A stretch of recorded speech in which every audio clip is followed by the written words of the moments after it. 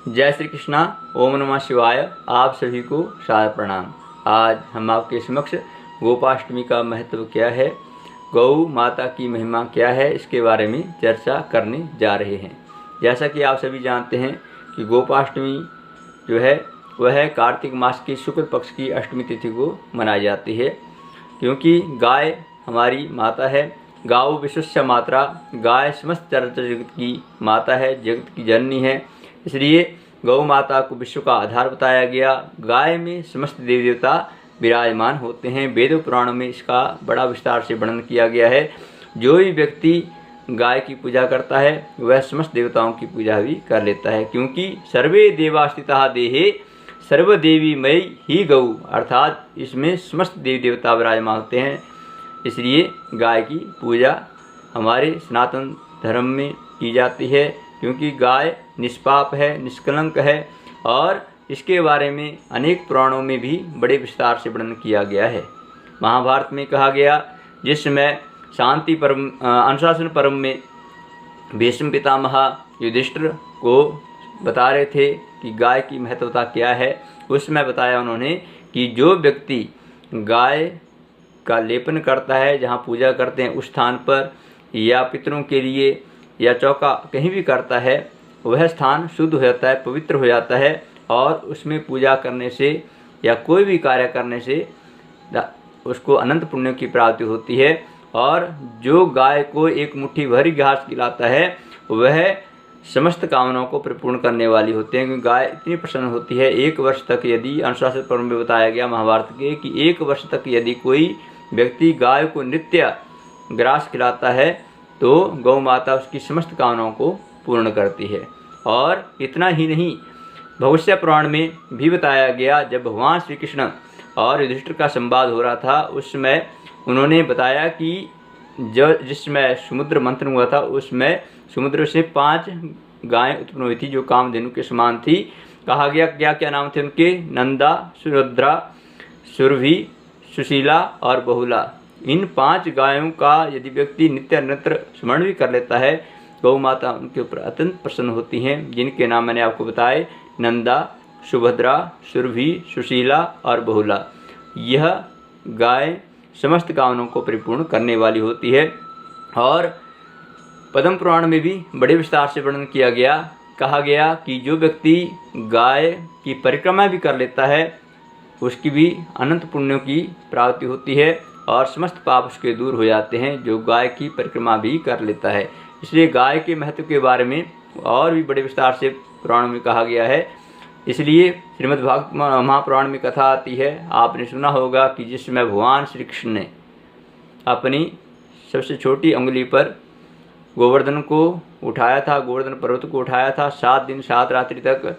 तो इंद्र इतने क्रोधित हो गए, उन्होंने इतने मेघ बरसाए, आपने कथा में सुना ही होगा। तो जब भगवान श्री कृष्ण को वह हरा नहीं पाए तब उन्हें इस बात का ज्ञान हुआ, इस बात की अनुभूति हुई ये साक्षात भगवान ही हैं। तो इसलिए उन्होंने क्या किया, जब इंद्र का अहंकार दूर हुआ तब वह आए, भगवान श्री कृष्ण की क्षमा मांगी और उनका स्तुति गान किया भगवान श्री कृष्ण का। तब कामधेनु ने भगवान का अभिषेक किया था भगवान श्री कृष्ण का, इसलिए उस दिन से भगवान का नाम पड़ा गोविंद। तो गोविंद नाम भगवान श्री कृष्ण का तब से पड़ा और तब से यह अष्टमी तिथि जो है गोपाष्टमी के नाम से जानी जाने लगी। अर्थात क्योंकि भगवान श्री कृष्ण गायों से अत्यंत प्रेम करते थे और गौ पालक थे, गोविंद इसलिए इनका नाम पड़ा। और गाय की इतनी उन्होंने सेवा की जिसके कारण चराचर जगत में आज भी गाय की जो भी व्यक्ति सेवा करता है निष्काम भाव से, भगवती उनके ऊपर कृपा करती है, गौ माता उनके ऊपर कृपा करती है। हमें क्या क्या बातें ध्यान रखनी चाहिए गाय की सेवा करने से पहले। आप सभी जानते हैं कि जब भी हम कोई कार्य करते हैं तो हमें अपना नित्य कर्म करना चाहिए, नित्य स्नान इत्यादि करके शुद्ध वस्त्र धारण करने चाहिए और उसके उपरांत गौ की सेवा के लिए हमें तत्पर होना चाहिए। तो सबसे पहले हम क्या करें, गाय माता का स्नान कराएं, बछड़े का स्नान कराएं, उनको सुंदर वस्त्र पहनाएं और उसके उपरांत टीका लगाएं, उनके जो वस्त्र बनाए गए हैं उनको सुंदरता से माला इत्यादि पहनाएं गाय को, और बछड़े को पहनाएं। मेहंदी हल्दी का रंग लगाएं उनको, और यदि उनके घुंघरू इत्यादि हैं वो भी बांधें। आभूषणों से उसे सुसज्जित करें। जिस प्रकार से हम अपना श्रृंगार करते हैं उसी प्रकार से भगवान और समस्त देवताओं को करना चाहिए। गाय का भी इसी प्रकार से श्रृंगार करना चाहिए, और गाय के पूजन में टिक्का लगाएं, चावल लगाएं, गुड़ खिलाएं गाय को, और धूप दीप इत्यादि कराएं। उसके उपरांत उनको गौग्रास इत्यादि दें, और उसके उपरांत आरती इत्यादि करें। और जो गायों को पालता है उस ग्वाले को भी कुछ ना कुछ देना चाहिए, अवश्य देना चाहिए। और उसके उपरांत यदि ग्वाला गाय चरा के वापस आ रहा है तो सायंकाल के समय भी गाय की पूजा करें, और हरा चारा इत्यादि खिलाएं, गुड़ इत्यादि खिलाएं। और जिनके घर में यदि गाय नहीं है, अब सबके घर में तो गाय होती नहीं है, जैसे कोई शहर में रहते हैं उनके घरों में नहीं गाय होती हैं, तो गौशाला में जा कर के गाय को पूजन करें, और गौग्रास दें, गुड़ इत्यादि दें। और जो गौशाला में सेवक हैं उनको भी कुछ न कुछ दान करना चाहिए, क्योंकि ऐसा करने से गौ माता अत्यंत प्रसन्न होती है। और साथ में उस दिन भगवान श्री कृष्ण की भी पूजा करनी चाहिए।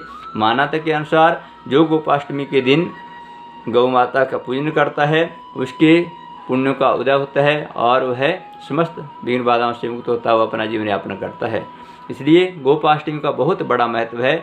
आप गाय की सेवा करें, गौ माता को यथा योग्य अपनी समर्था के अनुसार चारा दान करें, गौशाला में दान करें, या नित्य गौ को ग्रास अर्पण करें, और गौ माता आपकी समस्त कामनाएं परिपूर्ण करेंगी, ऐसा हमारा दृढ़ विश्वास है। आप सभी को गोपाष्टमी की बहुत बहुत शुभकामनाएं, और हमारे इस वीडियो को आप अपने मित्र परिजनों के साथ शेयर करें। हमारे इस चैनल को सब्सक्राइब करें, ताकि आपको सनातन धर्म से जुड़ी हुई और भी अन्य रहस्यों के बातों के लेकर आपके समक्ष हम आते रहें। आप सभी को जय श्री कृष्णा। ओम नमः शिवाय।